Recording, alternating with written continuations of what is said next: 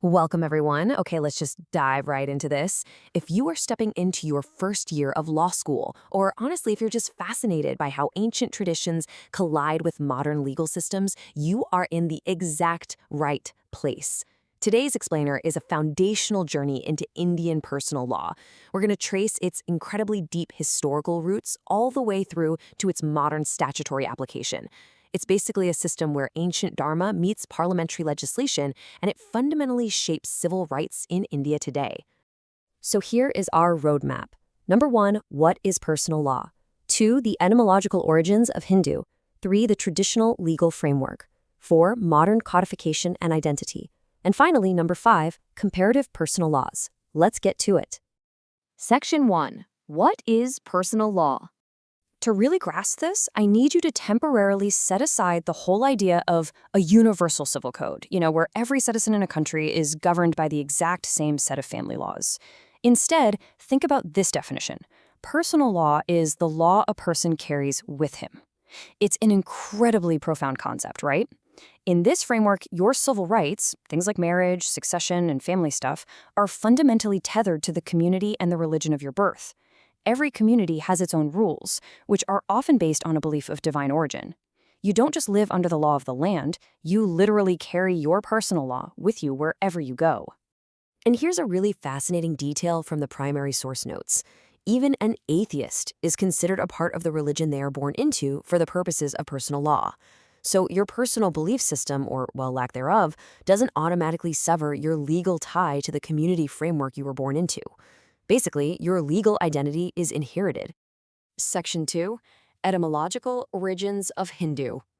That inherited identity brings up a simple but honestly vital Socratic question. So, who actually is a Hindu? The fluid history here brilliantly illustrates the answer. Originally, Hindu wasn't a religious term at all. It was purely geographical. The Persians referred to the people living near the Sindhu River as Hindus. Later on, the Greeks termed the region Indoi, which eventually morphed into India. But as time passed, and especially today, the territorial significance of the word Hindu was completely lost. It transitioned from describing where someone lived to who they were as part of a cultural and religious community.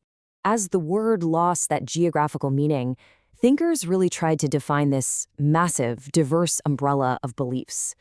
Bal Gangadhar Tilak, in his work Gita Rahasya, provided this much broader philosophical definition.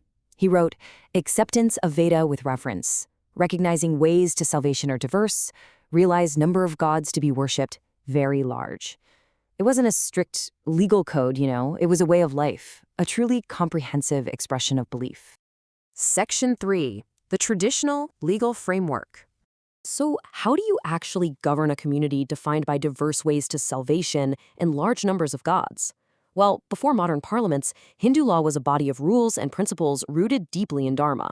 According to the legal scholar John D. Main, Hindu law has the oldest pedigree of any known system of jurisprudence and even now shows no sign of decrepitude. The crucial takeaway here is that traditional Hindu law was viewed as having a divine origin. It wasn't just some codified rules printed in a textbook. It evolved organically from ancient texts like the Sruti and Smritis. But please don't mistake organic and divine for chaotic. It was an incredibly complete and comprehensive legal system. It was classified into 3 main pillars that dealt with everything from morality to commercial aspects. First, you had Akara, which governed purely personal conduct.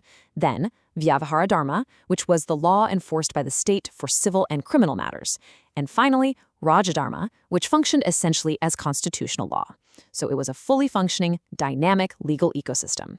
Because it was so organic, though, defining exactly who fell under this law remained a huge challenge, even for modern courts.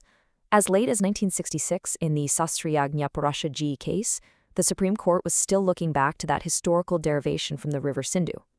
And in 2005, not that long ago, in Gopakrishna Nair versus State of Kerala, the court explicitly noted that historically, there's no strictly codified definition of a Hindu. It's a comprehensive expression that gives the widest freedom of belief to philosophers and diverse opinions to come within its fold. Section 4, modern codification and identity.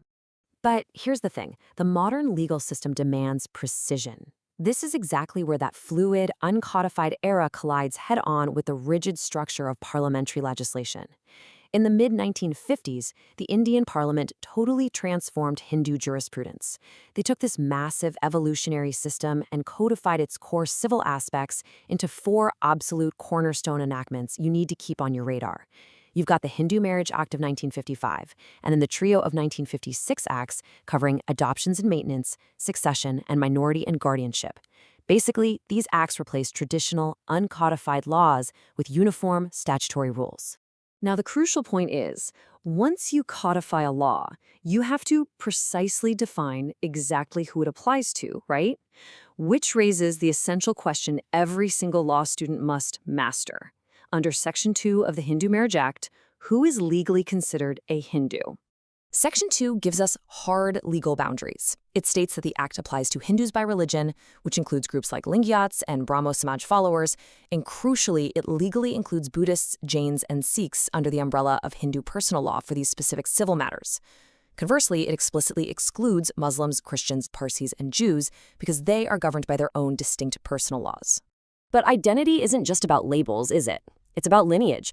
The statutes detail that a child, whether legitimate or illegitimate, is a Hindu if both parents are Hindus. Now, if only one parent is Hindu, the child is included under the act if they are brought up as a member of the Hindu community. Furthermore, your legal status isn't totally locked in stone forever. It can actually be altered through religious conversion. Shift your religion, and you shift the personal law that governs your life. Section 5, Comparative Personal Laws.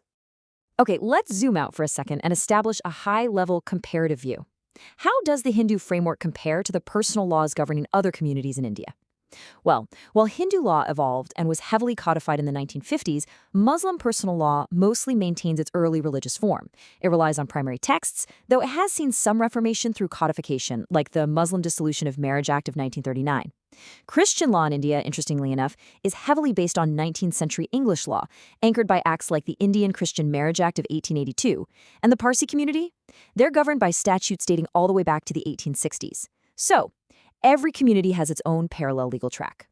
But what happens when these parallel tracks cross, say with intercaste or interreligious marriages? That's where the Special Marriage Acts of 1872 and 1954 come in. This is a vital statutory bridge. It basically allows individuals to step outside their community-based personal laws and marry under a secular civil framework. It's essentially the escape hatch from the system of inherited legal identity. And that brings us to the ultimate question you really need to carry with you throughout your legal education. As personal law continues to evolve, how will the delicate balance between ancient religious identities and modern statutory rights shape the future of Indian civil law? It is a living, breathing tension between where we come from and the laws we write today. Keep that in mind as you crack open those statutes. Thanks so much for joining me on this explainer, and I'll catch you on the next one.